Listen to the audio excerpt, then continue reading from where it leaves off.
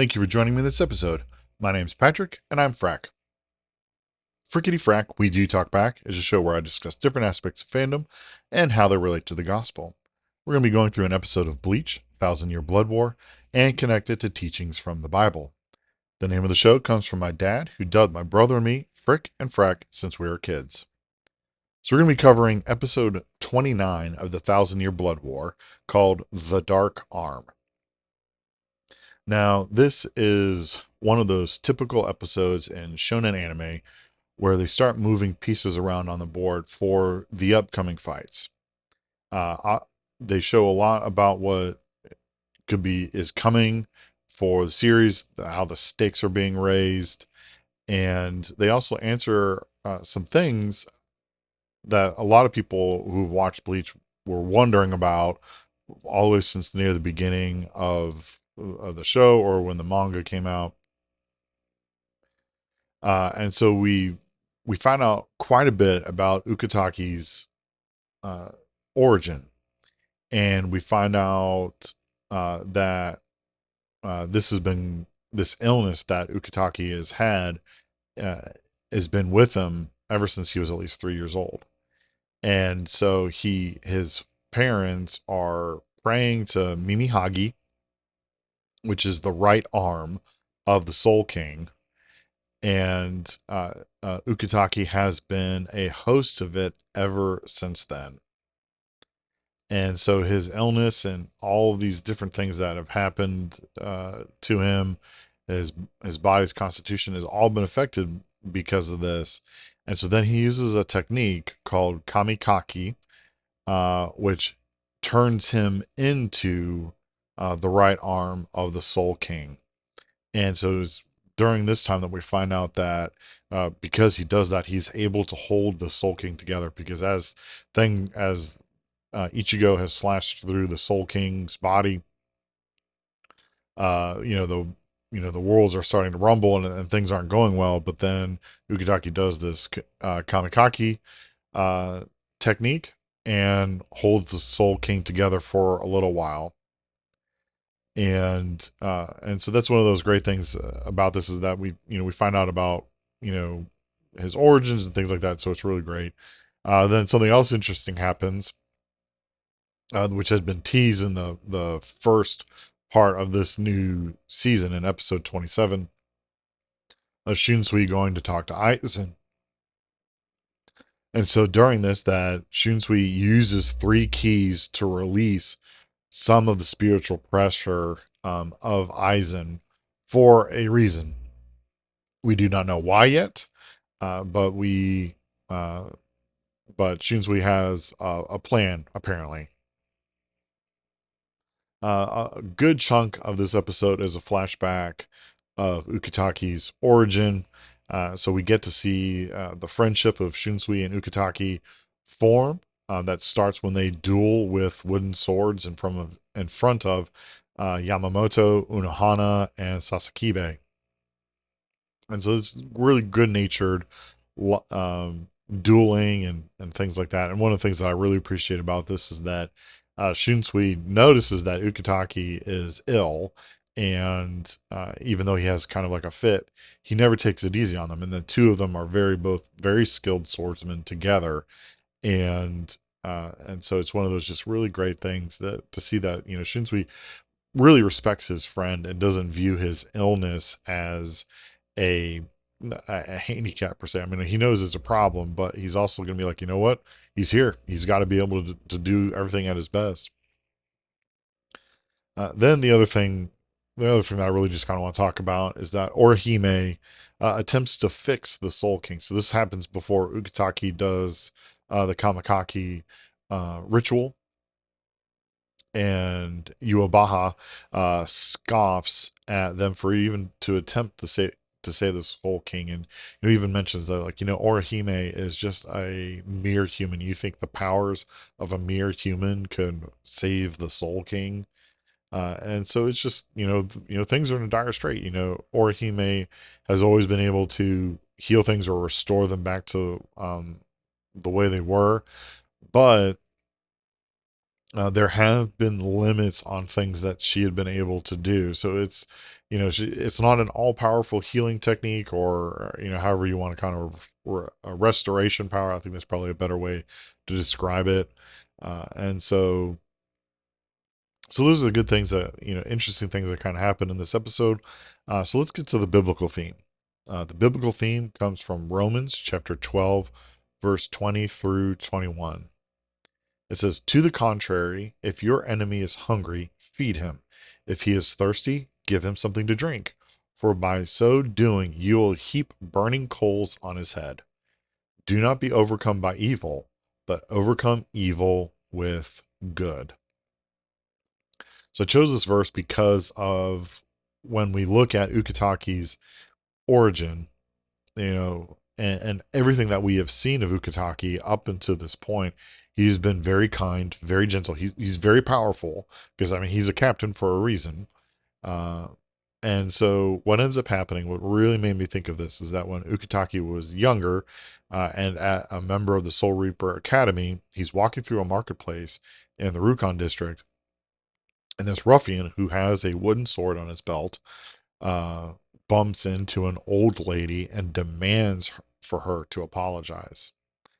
Now, Ukitake attempts to intervene, and so when we kind of watch this, we see this, little, petite little old lady, and then this big ruffian who's going to whack her with a wooden sword, and Ukitake is going to intervene. And so the viewers, when you're watching this for the very first time, uh, we assume that he is going to go there to intervene on the old lady's behalf, but he was there, in fact, to protect the ruffian. The old lady beats him up, and he is not happy about it, and uh, he doesn't take kindly to being thumped uh, by the woman. And Ukitake, during the whole time, he displays nothing but kindness to him. He's like, "Oh yeah, she's got kind of a bit of a reputation here of being a bit rough. So I was trying to stop you from getting that happen." And so, with that disgrace happening to the ruffian, he attempts to manhandle Ukitake in return.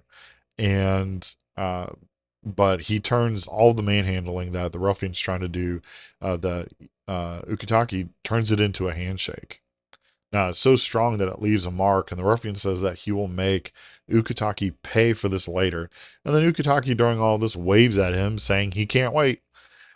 But also during this, so this is one of the things I really love. He also invites the ruffian to join him at the Soul Reaper Academy.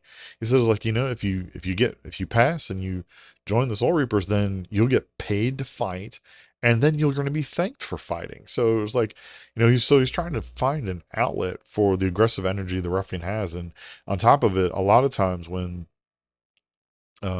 people get into martial arts or things like that, a lot of times that helps them understand what they're doing more, because they learn how to channel that aggression and energy. I remember there was a friend of mine's kid who he was a big into wrestling and fighting and things like that, and so the first thing he'd do when he would see me was that he'd punch me, and so I would roughhouse with him, with the permission of his parents. But then he got into martial arts, and then he stopped doing that because he learned what he was doing, because um, he realized that he was being too rough with people. I didn't mind, roughhousing with him, but he kind of got out of that age anyways, because he's aged out of it. He's gotten older now, but that was an interesting change in that. Now, for some, it actually gets worse, but we're sticking with the positive here. And so Ukitaki's always had this gentle and kind spirit with him. And so I chose this verse because of that gentle spirit that Ukitake had, was that instead of, you know, beating him up or, uh, completely wrecking this guy's body, instead, he's like, well, why don't you come join me in the Soul Reapers so that you can get paid to do what you want to do?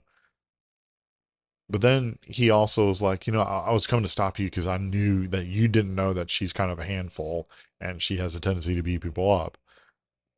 And so I think about this for us as Christians, that uh, we think so much about uh, eye for an eye, tooth for a tooth, those kind of sayings. But then we think of what Jesus taught us about, instead, if he slaps your cheek, show him the other. If he asks for your cloak, give him your shirt as well. If he asks you for a mile, give him two. And so this doesn't mean to be a doormat. I'm not saying that, but what we are called to do, what Paul is trying to teach the church in Rome, was that they are supposed to respond with evil with kindness, because if all we are is kind back, then they have no leg to stand on. Then they are the ones who are disgraced. Then they are the ones who are showing that they are the ones that are not actually being the good people that God has called us to be. And so in the Christian world, I see so much, and on the this is the internet, so that's wonderful in of itself. And I use that sarcastically. I apologize. But we get people who are the term keyboard warriors, that they're able to say so freely whatever they want towards someone else because they're protected, because it's over the internet. No one can reach through the internet and punch someone in the face. And but it's very easy to bully and be nasty and mean to people through the internet, when you can just type a tweet real quick, or a Facebook post, or even if someone posts a picture, you can, and and people can say mean things towards them in those pictures, especially if they have access to it. And so it's something for us to really kind of think about, that we as Christians are when we talk like that, when we respond with anger and meanness back with anger and meanness, what good are we doing? Are we truly loving those people? One of the things I also thought about, we're told to love our enemies, and to love them to love them the way Christ loves us, because we are sinners and Christ loved us. And so I really think it's really important we get to see this example from Ukitake in this episode, about him loving this enemy, this guy who was being a bully, who's wanting to just walk through life on his muscles. But when he encountered two people that are stronger than him, he all he did was like, "Oh, I'll get you later for this," and where that's not going to be the case. And so I think for us as Christians, what we should be doing is, if we get into debates, if we get into discussions of things that we differ on, like politics, or different beliefs and interpretations and understanding of the Bible, that the second we get into name calling and angry remarks. Now, you're allowed to be angry. I'm not saying you're not allowed to be angry, but when we lash out in anger, then we're losing some of our fight already. And so I think that's one of the important things that we can do in taking Paul's lesson and Ukitaki's lesson of gentleness and kindness towards those who are enemies. If you have a situation like that going on, I want to encourage you to reach out and be kind instead of angry. When you do that, I think you can, by God's grace. Amen. All right, so how am I going to rate this episode? This episode is, like I said in the very beginning part of the review of this episode, is very much a moving pieces episode. So there's not as much going on. It's really cool to see the flashback, to see the origin of Ukitake and understand why he has become sick. Well, he was already sick, but like what has kept him alive all of this time, and then kind of what the purpose behind it all was. So that was really great. But other than that, I mean, like I said, it was moving pieces. So for those of you who like action, this is really lackluster. But the character moments in this are fantastic. The brotherhood that you see in Ukitake and Shinsui has always been great, especially when the two of them paired up in an off-screen fight between him and Yamamoto, between the three of them, the two of them and Yamamoto. Like you could tell that they had a very special bond.